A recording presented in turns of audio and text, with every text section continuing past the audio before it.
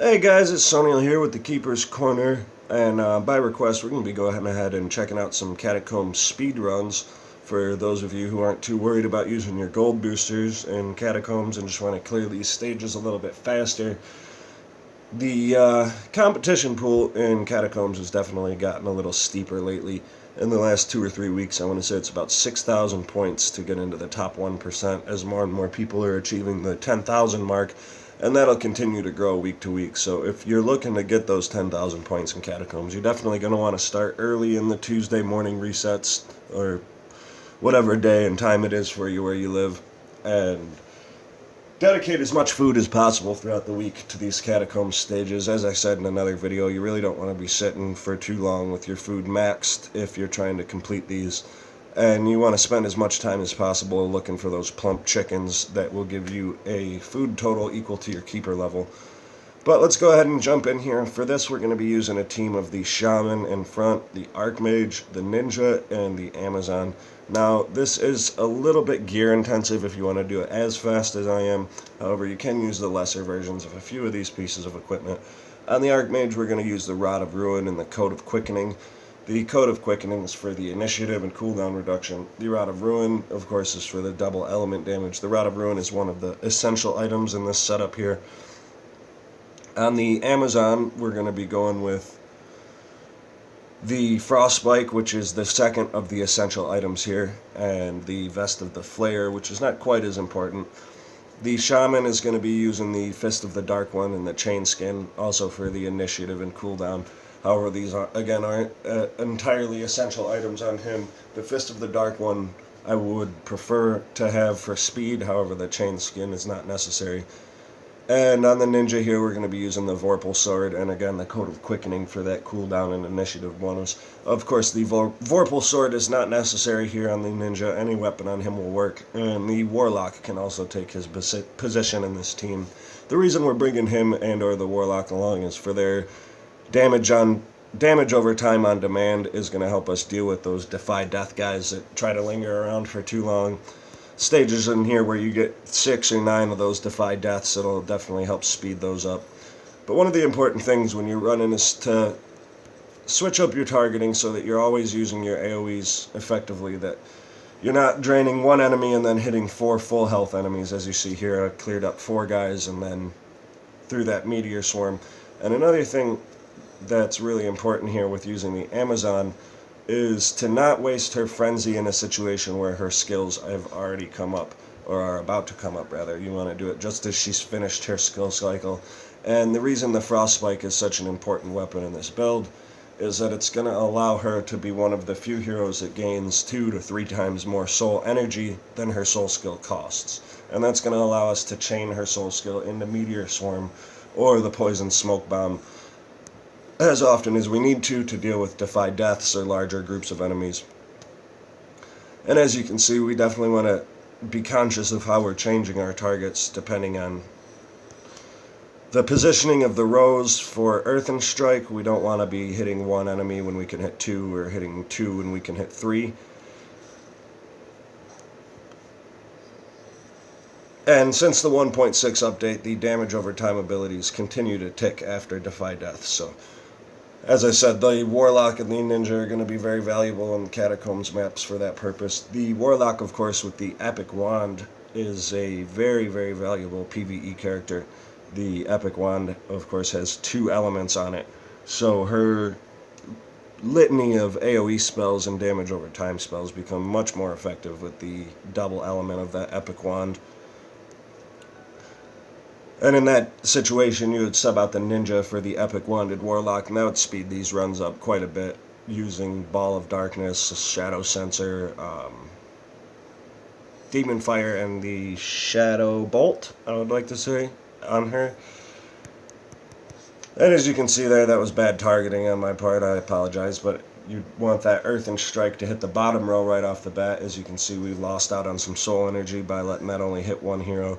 And in terms of running these as quickly as possible, that's what we're trying to focus on, is getting our soul energy up as fast as possible and keeping our soul skills on a cycle that we always have at least a frenzy or a AoE available to us to take out those defy death guys and those big groups of enemies like we said before. And as you level up your Rod of Ruin and your Archmage, you'll find there's a handful of these stages. Well, he'll just wipe out everything in the floor by himself, so that'll definitely make things a lot easier. The ninja's incredibly fast skill cycle and the low initiative of the mobs in the PvE will also help him to steal a lot of extra turns. If you see that there's 2 or 3 enemy turns coming up, you can throw that poison smoke bomb, and even though it's a really short stun on them, it'll pretty much delete the enemy turn and let you net the few more attacks you need to finish them off before they get a chance to act. Unfortunately, that doesn't work quite as well in PvP because heroes have a much faster initiative and skill cycle. And now, typically I wouldn't advise using gems like that to refresh these Catacombs battles. I just did that for the sake of demonstration so we can get a few more stages in here and see the mix-up of different abilities. But as we discussed in another video, I feel that 100 gems for a food refresh just really isn't worth it when you can get 8 tower attacks for 160 gems and get better rewards, help your guild out, and all those other good things. And see, this is a perfect situation where we're going to want to use our poison smoke bomb so that we're not burning up good attacks trying to kill one defy death.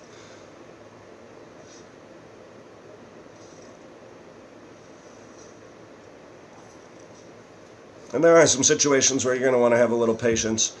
Right here, a lot of people would tend to fire off their poison smoke bomb or their meteor swarm again to hit those 2 or 3 enemies.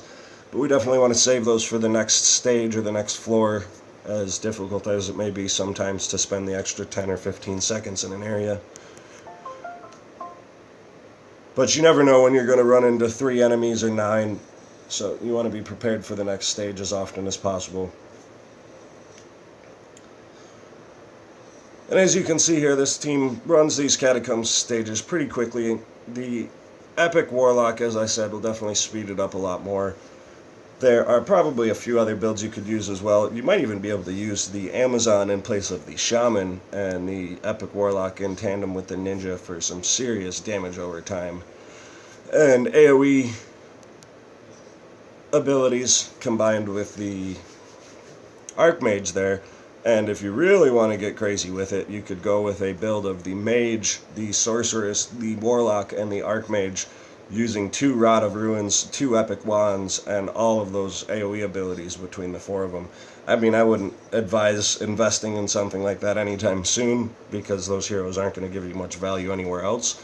But that output of double element and AoE damage would probably shred right through these Catacombs maps in 30 seconds. So if you're one of those players that's got everything you need and you want to try something fun, definitely give it a shot if you feel like it. And if you have a Epic Wanded Warlock, again, it's worth using her instead of the Ninja. But we see there, that's a pretty good team for running Catacombs speedruns. Another thing I wanted to cover real quick while we're doing some new videos is the Rise of the Machines ends in about 9.5 hours here, so if you guys haven't done that, you should definitely finish it up for the Void Cores. The missions themselves have changed, unfortunately, due to a glitch, so you can now just use 4 heroes as far as I'm aware. There are no longer machines available, so if you're following that previous video of mine, just go ahead and sub in the suit of arms that we had in there. You can put in the druid in his place. That will help you out with the 2 healers and the shaman, and just keep those inspiration stacks. And you'll see here that the golden horde is showing up locked for me. Some people have had this problem. If your barbarian is away on a mission, the golden horde will show as locked until she comes back. So if you haven't been able to get that golden horde done yet, you want to make sure that she's hanging out available. And we got a zonk in our daily deals today. This is actually pretty laughable when we look at the daily deal in the chests. It is 10 portal stones, 25 skill scrolls, and 2.5k gold, which is actually less than the equal priced Greater Keeper chest that you can buy infinitely. That being said, the actual Greater Keeper chest is a pretty good value. When you come over here and look at the Awesome Keeper chest, you get an extra 10,000 gold and the 10 golden stones in the Awesome Keeper chest, but at the cost of 2,250 gems. So at 20 regular stones, and as I'm sure some of you have seen, you can still get super rare and epic soul stones out of a regular portal. 20 stones per 750 gems definitely isn't a terrible deal, especially if there's 2 times gems up. Picking up 2 or 3 or 4 of those packs over time might help balance out some of your common and uncommon and rare heroes. And we do have 2 celestial orbs here for 75 gems. That's not a bad deal at all. And the training packs is 1,000 artisan points for 50 gems.